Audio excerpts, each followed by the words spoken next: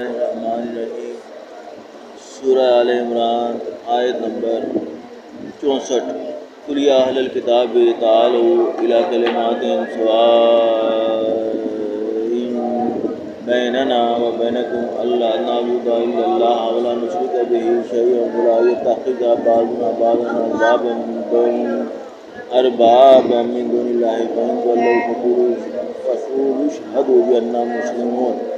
کہہ دو کہ اے اہل کتاب، جو بات ہمارے اور تمہارے درمیان یکساں تسلیم کی گئی ہے اس کی طرف آؤ، وہ یہ کہ اللہ کے سوا ہم کسی کی عبادت نہ کریں اور اس کے ساتھ کسی چیز کو شریک نہ بنائیں، اور ہم میں سے کوئی کسی کو اللہ کے سوا اپنا کارساز نہ سمجھے۔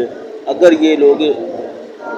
یہ لوگ اس بات کو نہ مانیں تو ان سے کہہ دو کہ تم گواہ ہو کہ ہم اللہ کے فرما بردار ہیں۔ سورہ آل عمران آیت نمبر 65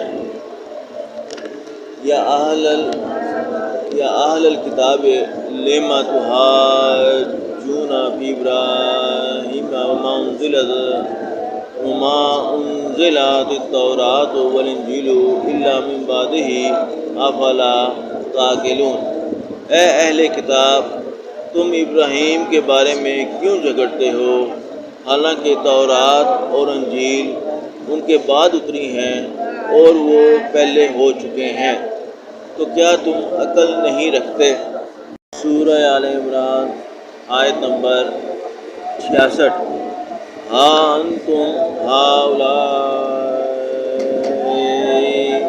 حاججتم فیما لکم بہ علم فلم تحاجون فیما لیس لکم بہ علم واللہ یعلم وانتم لا تعلمون۔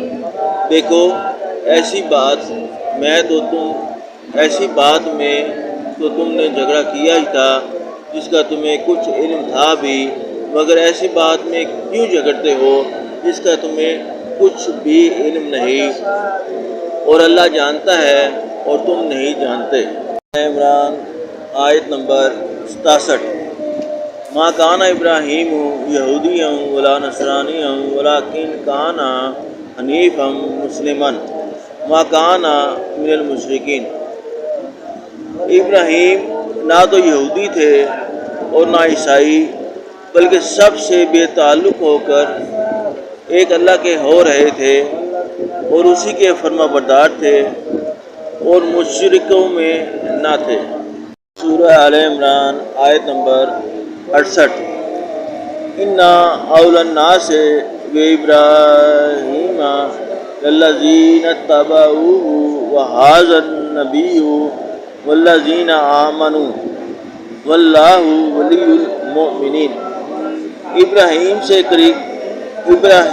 سے قرب رکھنے والے تو وہ لوگ ہیں جو ان کی پیروی کرتے ہیں، اور یہ پیغمبر آخر الزمان اور وہ لوگ جو ایمان لائے ہیں، اور اللہ مومنوں کا کارساز ہے۔